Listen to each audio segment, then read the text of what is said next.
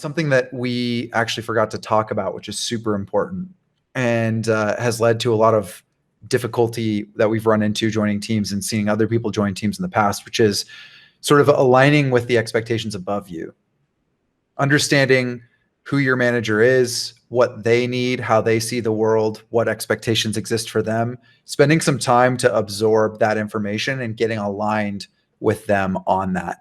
Because we focused a lot of the last podcast on like, what are your principles as a leader? How do you think about the world? Like, being true to that and going in and prioritizing the problems you see and all that. The reality is though, is if you're not on the same page with your manager, you could actually be doing all the right things and still end up in a fail state.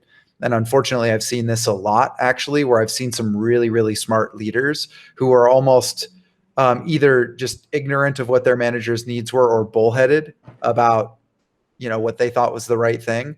And you're not serving anybody if you end up in a conflict with your manager or a conflict with the leaders above you, and are thus unable to actually solve the problems you see because you've created an adversarial relationship there, for example, or something like that. So make sure to focus on getting aligned with your manager and helping them understand and making sure your manager benefits from the work that you're doing too. I think is really important. If the reality is, I think as a manager myself for many years, when my people are out there adding value for me and themselves and their teams simultaneously, it works for everybody. So I think, the way that you relate to a manager is, to me, predicated on communication when you join a new space. And it's a lot of communication with them. What are your expectations, if you have any? If you don't, let's talk about what they could be, what you're looking for. Here's what I'm thinking.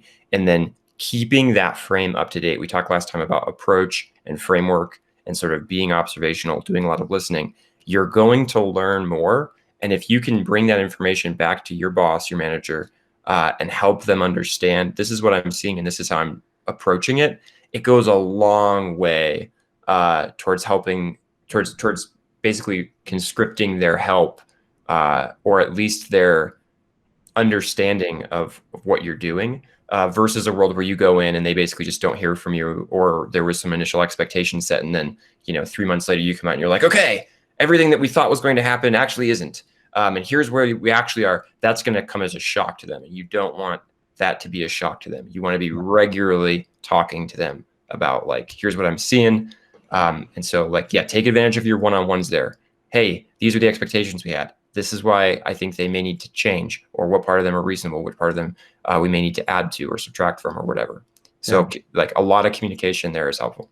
The outcome you're looking for, I think, is not just the alignment, but a level of investment that your manager has in what you're doing so that they can advocate for you. Exactly. Especially if you're the new guy or the new gal, that's going to be a really, really important part of your arsenal, is having the advocacy of your manager. Because if you run into resistance doing the things are correct and your manager backs you up, you can have a lot more resiliency to that conflict or whatever when it comes up.